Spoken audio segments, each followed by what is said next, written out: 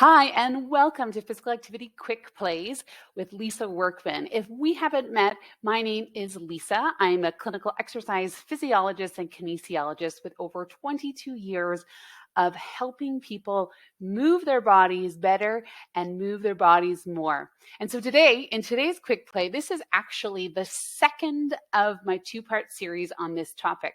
So if you haven't watched that first video, please go back and watch it first before you watch this video in its entirety, because there's some foundational pieces that I want you to know before we head into the lesson for today. But with that being said, let's head on in. What are we talking about today? Well, we are talking about the FITT formula once more. So just quick review, we've got 4 components: frequency, intensity, time, and type that make up the FITT formula. But today we are upping it. We're notching it up here to FITT Formula Plus, like I wrote here, or we're adding 2 more variables to turn it into FITT-VP formula. What we are looking at today is adding volume as well as progression. So with that, I want to throw everything up in the air. Go ahead and throw it all out, because we're going to tip this FITT formula on its head, add the 2 accessory components, volume and progression, and see how we can use this sort of advanced version of the FITT formula to help us move more. So taking a look at our FITT formula, we want to think about the variables differently. We're not going to use it in the FITT sort of way. We're going to mumble and jumble it up because we just threw it all out the door. So the variable that I want you to focus on, the primary variable to your physical activity and exercise program, is not frequency. It's not the first letter.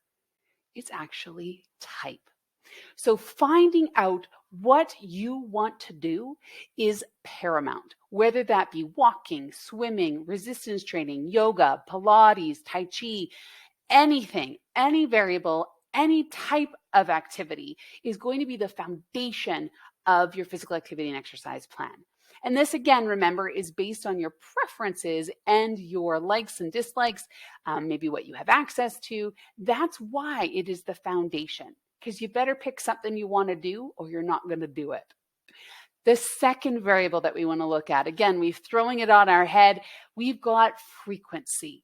So frequency obviously is the number of times per week. I just put down here 1 to 7. You can decide how often are you going to be physically active. The third variable we want to consider is time. So that is how long you're being physically active for. So if you don't think you can go for a very long time, I'd rather you try to go more often. So finding what you can do and doing it as often as you want is more important than trying to go for a very long period of time. Let me say that again. Finding something that you like to do, doing it as often as you can, is the most important thing you can do. I don't care how long you can go for, as long as you're doing something you like to do and doing it as often as you can. Once you've mastered that, then of course, go to the third step of time and decide, 5 minutes all the way up to 60 minutes or more. You decide. But again, realize that that foundation of this triangle must be built on the type as well as the frequency. And then duration comes in afterwards. Finally, that last variable, we won't forget it, intensity. So light, moderate, or vigorous, really easy ways to define intensity, but that would be the last variable you would want to consider. Now, think of a scenario where you put intensity at the bottom of this triangle, and imagine you probably didn't get out of bed the next day very well. So when we prioritize intensity, we forget about everything else. So instead, I highly encourage you to leave intensity as the last variable to play with, because it really is the least important of this all. If we're going to make a sustainable long-term investment into our physical activity plan, intensity is the last thing to consider. And to be honest with you, some people, I don't even address intensity right off the hop, because I'd rather them really get down their preferences. What can they do? How often can they do it? And for how long can they do it? Doesn't matter about intensity because it happens anyways. So rather than focusing on intensity, focus on the 3 other variables. So wow, woo, we threw the FITT formula right over onto its head. It's no longer spelling fit, but you know what? It doesn't really matter.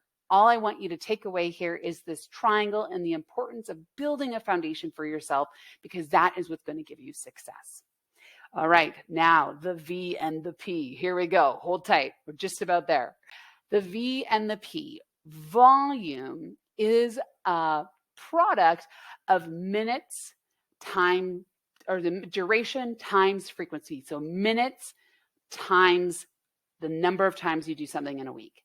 Volume. We're looking for volume. And if you know anything about the physical activity guidelines, we know that we're looking at 150 minutes of moderate intensity physical activity per week. That is a volume number.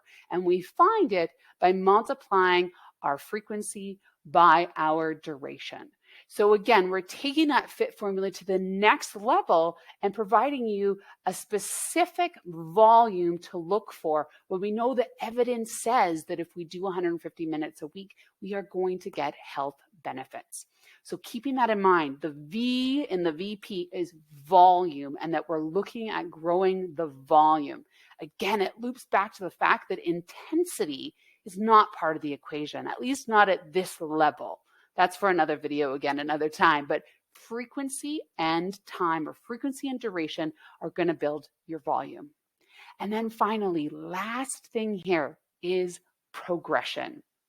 Now, progression could be switching up the type, right? Maybe you're very dedicated to your walking, but you haven't done a lot of resistance training. So progression might be to add in a resistance training session. It could be increasing or decreasing your frequency. So maybe you play with frequency a little bit, that you've gone twice a week, then you're going to progress and go 3 times a week. Or maybe you're already at 7 times a week and maybe you need to dial it back. That's still a progression. Maybe what changes then is duration or time. Then that gets changed, either increasing or decreasing. So you're hopefully getting what I'm saying here is progression can look like so many different things. And P.S., that's something I can help you with. And of course, intensity. We could change that. We know how to do that. We're really good at changing intensity, but we're maybe not as good at the others. So remember, progression is the P part of this part of the equation, and that progression is important because we have to constantly add change to our lives. We all know change is all the time, but we do in our exercise program, we do need to make changes, and that would be through progressions. Alrighty, here's our quick play recap. We know that the FITT formula is frequency, intensity, time, and type, but we've just stepped it up a notch and added the VP. We've made it like a VIP minus the I. We've now added that volume as well as progression. We can flip that FITT formula right on its head and reorganize how we talk about the FITT formula. Now we're looking at type as being the priority, followed by frequency, then time, then intensity. So again, in video 1, I talked about the FITT formula in its sort of systematic FITT. Here we flipped it on its head and it's now set up slightly differently. And again, adding volume to the equation is really important because it helps link back to the physical activity guidelines that we know evidence-based research has told us that we get health benefits with those physical activity guidelines, as well as adding progression, because we can always look for change. We always need change because we adapt, and adaptation comes through change. So nothing is good without any insight to action. I've made you a PDF handout to work through this FITT VP formula for yourself so that we can start really getting into the nitty-gritty details of your physical activity and exercise program. And if you need a little bit of help, don't fret. There is definitely more ways that you can learn. I have a free mini online course. It's called Assess. So this is another step that you can take to help build your physical activity program. Thank you so much for sticking tight on this part 2 of my 2-part series on the FITT formula. I called it the FITT Formula Plus, and now I'm going to call it the FITT VP formula just because we know that all these variables are so very important to build ourselves a physical activity program. If you need any help or support, definitely jump over to my website, lisaworkman.com.